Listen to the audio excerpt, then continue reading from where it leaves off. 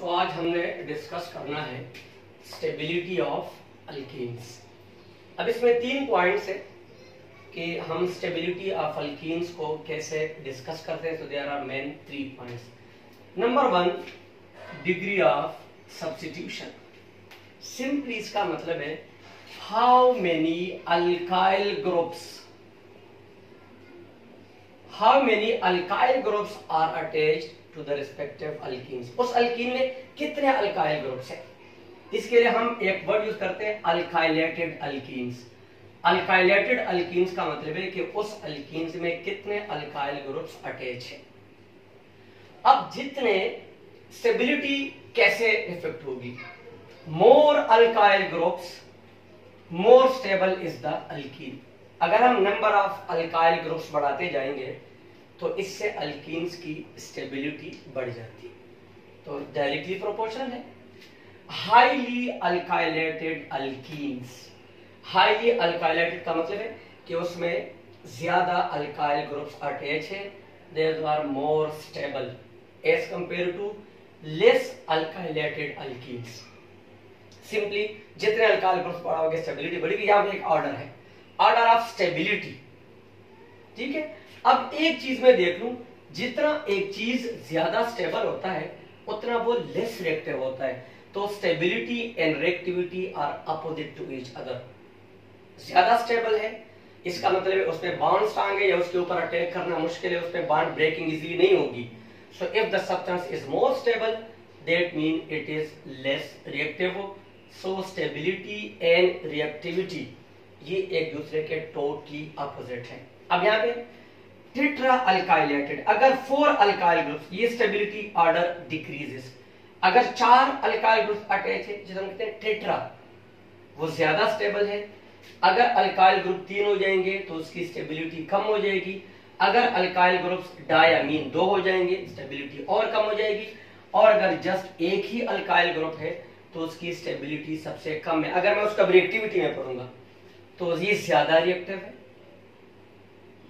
ये उससे कम रिएक्टिव है, ये उससे कम रिएक्टिव और ये सबसे लीस्ट रिएक्टिव है। तो सिंपली जितने अल्काइल ग्रुप्स पढ़ाओगे तो अल्कीन्स की स्टेबिलिटी बढ़ेगी। सेकेंड पॉइंट, ये पॉइंट आपके लिए बिल्कुल डिफरेंट है, स्टेरियोकेमिस्ट्री।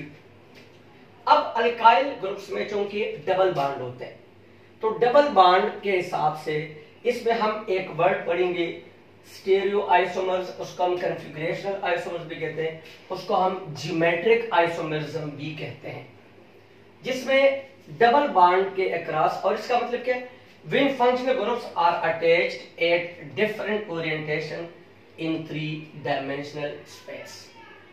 अब ये दोनों अल्कीन्स हैं, दोनों फर्क है इसमें और इनका मॉलिक्यूलर फार्मूला सेम है। इसमें जो ग्रुप्स है ये मिथाइल अल्काइल ग्रुप्स हैं। अगर आप इस स्ट्रक्चर को देखेंगे तो दोनों अल्काइल ग्रुप्स डबल बॉन्ड के अपोजिट डायरेक्शन पे, एक ऊपर है और एक नीचे। So they are on the opposite direction, opposite side. तो इस तरह की आइसोमर्स को हम कहते हैं ट्रांस अल्कीन्स। ट्रांस का मतलब है एट अपोजिट साइड। अगर हमारे पास जो सेम ग्रुप्स है वो अपोजिट साइड पे, अब देखो एक मिथाइल ग्रुप डबल बॉन्ड के ऊपर है, एक मिथाइल ग्रुप डबल बॉन्ड के नीचे है। Both the methyl groups are on the opposite side. इस तरह के आइसोमर्स को हम कहेंगे ट्रांस अल्कीन्स।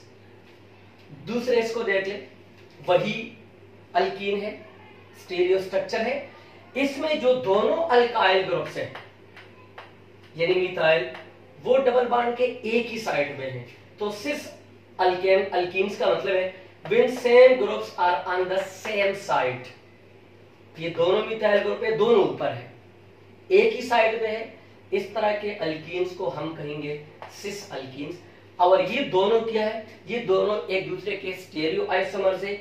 इसको हम ज्योमेट्रिक आइसोमर्स भी कहते हैं, इसको हम कॉन्फ़िगरेशनल आइसोमर्स भी कहते हैं। इसकी स्टेबिलिटी कैसे इफेक्ट होती है, ये पॉइंट आपके लिए थोड़ा सा ये आप मेरे इसको समझेंगे। अब हम डिस्कस करेंगे कि ट्रांस अल्कीन्स और सिस अल्कीन्स में कौन सा ज्यादा स्टेबल है।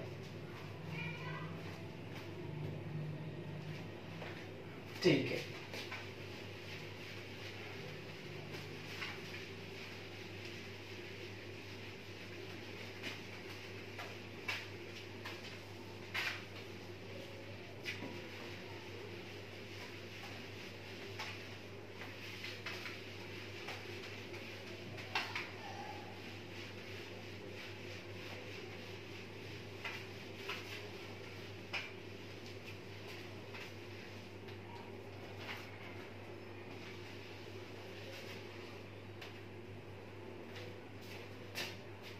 अब यहां हम क्या डिस्कस करते हैं, स्टेबिलिटी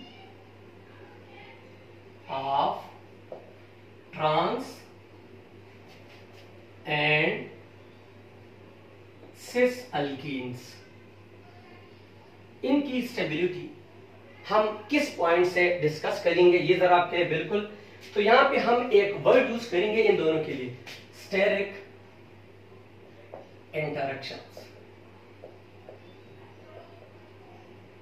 स्टेरिक इंटरैक्शंस क्या है, इसको हम डिस्कस करेंगे तो पूरा पॉइंट आपके लिए क्लियर हो जाएगा। तो ये हमारे पास जो स्टेरिक इंटरैक्शन है ये कहां से प्रोड्यूस होता है, results from the repulsive forces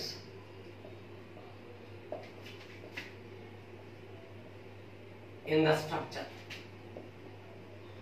वो जो आपके पास सिस या स्ट्रॉन्ग स्ट्रक्चर बना हुआ है, उस स्ट्रक्चर के अंदर रिपल्सिव फोर्सेस को हम डिस्कस करेंगे। This is called steric interaction. और इस रिपल्सिव फोर्सेस से हमारे पास स्टेबिलिटी डिस्कस हो जाएगी, shape, it will affecting shape and reactivity। आप उसको दूसरे सेंस में हम स्टेबिलिटी ज़ाहिर अपोजिट है ऑफ द मालिकी। अब अगर मैं लूंगा सिस अल्कीन्स, सिस अल्कीन में क्या होते हैं, जो सेम ग्रुप्स होते हैं ऑन द सेम साइड। ये मैं आपको दोबारा खैर बना लेता हूं, क्योंकि ये अल्काइल, ये मिथाइल ग्रुप है, ये भी मिथाइल ग्रुप है, ये हाइड्रोजन और ये हाइड्रोजन, ये एक साइड पे है। अब जो अल्काइल ग्रुप्स होते हैं, जितने भी हमारे पास अल्काइल ग्रुप्स होते हैं, इनका एक बल्की स्ट्रक्चर होता है, ठीक है, बल्की स्ट्रक्चर। अब ये भी मिथाइल ग्रुप है, ये भी, जब इन दोनों के बल्की स्ट्रक्चर है तो ये एक दूसरे के क्लोज होंगे। अब इनमें क्या है, इनमें इसका जो इलेक्ट्रॉनिक क्लाउड है, जब बल्की स्ट्रक्चर बनेंगे तो इन दोनों के दरमियान इनका जो अपना अपना इलेक्ट्रॉनिक क्लाउड है, उसके दरमियान more repulsion as they are closer to each other। क्योंकि ग्रुप्स एक ही साइड पे है, एक दूसरे के करीब है, तो इनके दरमियान रिपल्शन ज्यादा होगी। They are close to each other cis में। तो जब ज्यादा रिपल्शन हो जाएगी तो इसका मतलब क्या है, the structure will become less stable. और जब लेस स्टेबल है तो इसका मतलब है मोर रिएक्टिव। तो क्या हुआ, cis alkenes are more reactive. Trans में क्या होगा, उसमें स्टेरिक इंटरैक्शन ज्यादा है। ट्रांस अल्कीन्स,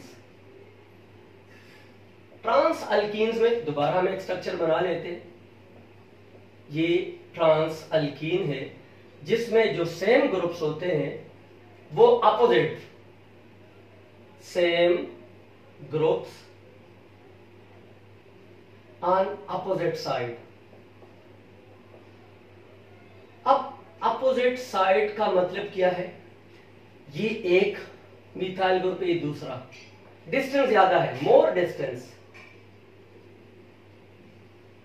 अब जब इनमें डिस्टेंस ज्यादा होगा तो इसका इलेक्ट्रॉनिक क्लाउड इसके इलेक्ट्रॉनिक क्लाउड से दूर है। अब जितने दूर होंगे तो क्या हो जाएगा, लेस रिपल्शन। डिस्टेंस ज्यादा है ना, दोनों अल्काइल ग्रुप्स में डिस्टेंस ज्यादा है, इनके इलेक्ट्रॉनिक क्लाउड एक दूसरे से दूर है। जब दूर होंगे तो इनमें रिपल्शन क्या हो जाएगी, कम। तो जब रिपल्शन कम हो जाएगी इसका मतलब है the structure is more stable. और जब मोर स्टेबल हो जाएगा तो इसका मतलब है लेस रिएक्टिव। तो क्या होते हैं, trans alkenes are more stable as compare to cis alkene, हमने डिटेल से डिस्कस किया।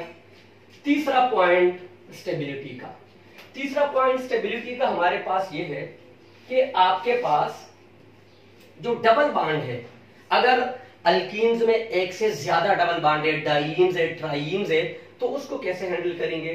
तो on the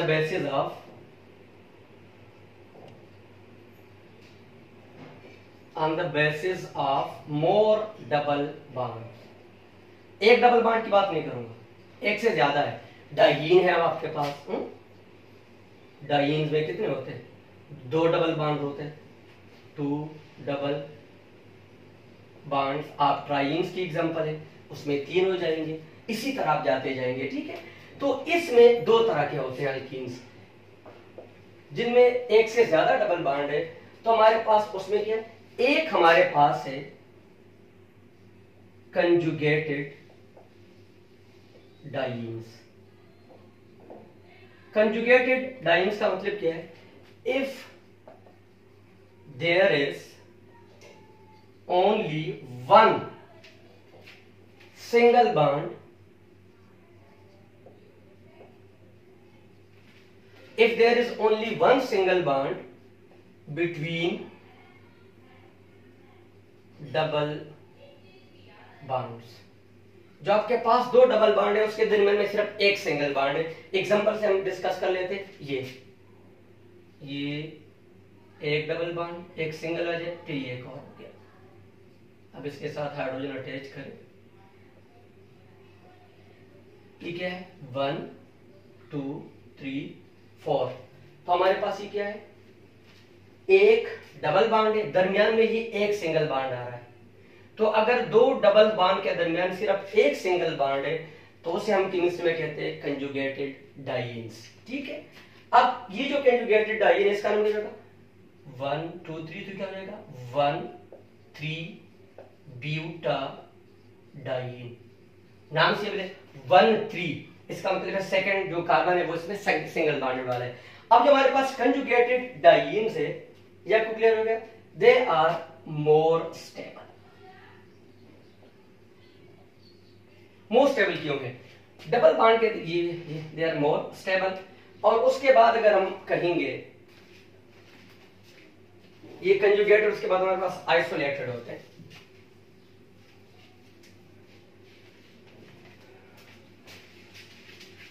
Isolated डाइईन्स,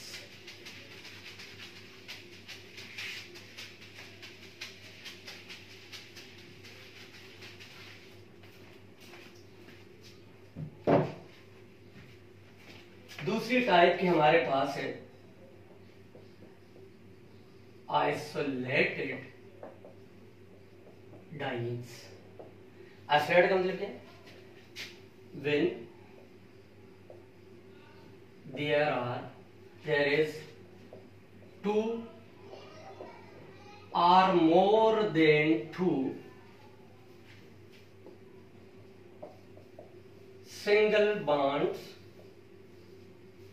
between 2 double bonds। अब 2 डबल बॉन्ड है, उसके दरमियान में 2 या 2 से ज्यादा सिंगल बॉन्ड है। ये एग्जांपल देख लें, ये एक सिंगल, ये एक और सिंगल, ये फिर डबल। इसको आप CH2 CH2 CHN CH2 क्या है? 1 2 3 1, यहाँ पे CH और एग्जांपल कर लेते हैं, ये एक, ये 1 2, इसके साथ वही 4 बॉन्ड पूरे के 2 हाइड्रोजन, इसके साथ भी 1 हाइड्रोजन, 3 बॉन्ड भरे हुए, इसके साथ 2 हाइड्रोजन, इसके साथ और इसके साथ हमारे पास इसलिए और भी है 2 हाइड्रोजन। नंबरिंग करेंगे 1 2 3 4 5। ये एक डबल बॉन्ड यहाँ पर है और एक इनके दरमियान में कितने सिंगल बॉन्ड है? इसके दरमियान में 2 सिंगल बॉन्ड्स आपको नजर आ रहे हैं। तो इस तरह के स्ट्रक्चर को हम केमिस्ट्री में कहते हैं आइसोलेटेड। इसका नाम क्या हो जाएगा? 1 4 पेंटा डाइईन। अब जो हमारे पास आइसोलेटेड हमारे पास है, तो ये हमारे पास है लेस स्टेबल, ठीक है, डबल बॉन्ड के दरमियान डिस्टेंस ज्यादा है लेकिन भी easily attacked. Electronic cloud overlapping कम कर रहा है। So isolated they are less stable. Less stable का मतलब क्या है? More reactive. स्टेबिलिटी और रिएक्टिविटी एक दूसरे के हमेशा अपोजिट होती है। This was all about the stability of alkenes. हमने अल्काइलेटेड अल्कीन्स को डिस्कस किया कि अल्काइल ग्रुप्स बढ़ाएंगे तो क्या होगा। फिर हमने उसमें वो स्टेरियो इफेक्ट डिस्कस किया जिसमें ट्रांस और सिस अल्कीन्स थे।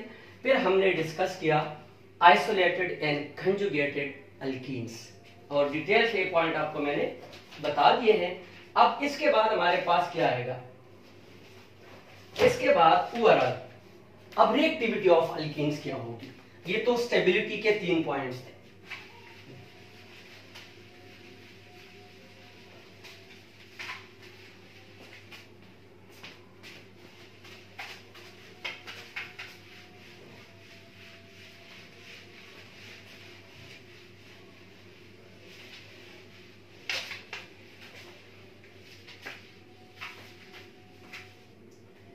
अब नेक्स्ट हमारे पास क्या है?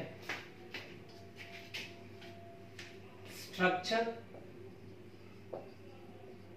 Plus reactivity of alkenes. तो हम यहां पे फोकस करेंगे अल्कीन्स में एक डबल बॉन्ड तो कम से कम होता है। 1 डबल बॉन्ड। अब लेट्स सपोज ये वो डबल बॉन्ड है, आगे चलता जाएगा। तो ये जो दोनों कार्बन है इसमें हमारे पास जिनके दरमियान डबल बॉन्ड है इसमें होगी sp2 हाइब्रिडाइजेशन। अब जब sp2 हाइब्रिडाइजेशन होगी तो इसका मतलब क्या है? इसमें सिग्मा बॉन्ड भी है, वायरस सिग्मा बनेगा उसके बाद पाई, और इसके अंदर पाई बॉन्ड भी है। अब सिग्मा बॉन्ड हम पहले डिस्कस कर चुके, इसमें electron density highly concentrated between the nuclear of 2 atoms. Pi bond में क्या हो जाती है? इलेक्ट्रॉन डेंसिटी थोड़ी सी डिस्पर्स हो जाती है, फैल जाती है। अब यहां पे हम जरा एक एग्जांपल कर लेते हैं। इसमें जो ओवरलैपिंग है, अब अगर हमारे पास जब पाई बॉन्ड होगा तो पाई बॉन्ड से क्या हो जाएगा? ये अगर हम डिस्कस करेंगे, लेट्स सपोज ये है और ये कार्बन के एटम हम शो कर लेते, साथ में हाइड्रोजन भी अटैच है, ठीक है। अब इसके दरमियान में कार्बन है, ये हाइड्रोजन है, ये कार्बन है और ये हाइड्रोजन है, ठीक है। अब इस कार्बन के दरमियान एक तो यहां पे आपके पास बनेगा सिग्मा बॉन्ड। सिग्मा बॉन्ड हम कई बार डिस्कस हो रहे हैं, उसमें तो अटैक करना बड़ा मुश्किल हो जाता है। एक जो इसमें बनेगा पाई बॉन्ड। अब पाई बॉन्ड से क्या हो जाएगा? पाई बॉन्ड से जो हमारे पास ओवरलैपिंग हो जाएगी उसमें क्या प्रॉब्लम आ जाएगा? ये तो जब इसके दरमियान ये एक पाई बॉन्ड भी बनेगा, इसमें तो होती है ना एंड टू एंड ओवरलैपिंग, इसमें पैरेलल ओवरलैपिंग हो जाती है, ठीक है। अब इसमें बाद में पाई बॉन्ड बनेगा तो उसमें क्या हो जाएगा? जो इलेक्ट्रॉन डेंसिटी है, इलेक्ट्रॉन डेंसिटी वो थोड़ी सी एक्सपोज हो जाती, ठीक है। अब जब एक्सपोज हो जाएगी तो उससे क्या हो जाएगा? इससे हमारे पास जो रिएक्टिविटी है वो हमारे ये पाई बॉन्ड को हम शो कर रहे हैं, इससे हमारे पास जो रिएक्टिविटी है जब ओवरलैप हो जाएगा तो इस इलेक्ट्रॉन डेंसिटी के ऊपर अटैक करना, पाई बॉन्डेड की बात कर रहा हूं, इसके ऊपर आप अटैक कर सकते हैं। इनके ऊपर कौन अटैक करेगा? पाई बॉन्ड के ऊपर जो अटैक करेगा वो क्या होगा? वो एक इलेक्ट्रोफाइल होगा। और इलेक्ट्रोफाइल का मतलब क्या है? Electron loving. वो कोई कैटायन होगा, पॉजिटिव चार्ज होगा, या वो कोई इलेक्ट्रॉन डेफिशिएंट सब्सटेंस होगा, ठीक है। ये जो पाई बॉन्ड के ऊपर अटैक करेगा, एक फैक्टर। दूसरा फैक्टर क्या है? अब पाई बॉन्ड अटैक करेगा, ये किसके ऊपर अटैक करेगा? ये इसके ऊपर इलेक्ट्रॉन है ना, तो ये अटैक करेगा, अटैक ऑन किसके ऊपर? न्यूक्लियोफाइल क्या होता है? Nucleus levying.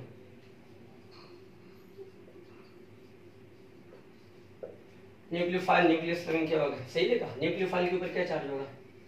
न्यूक्लियस लेविंग है।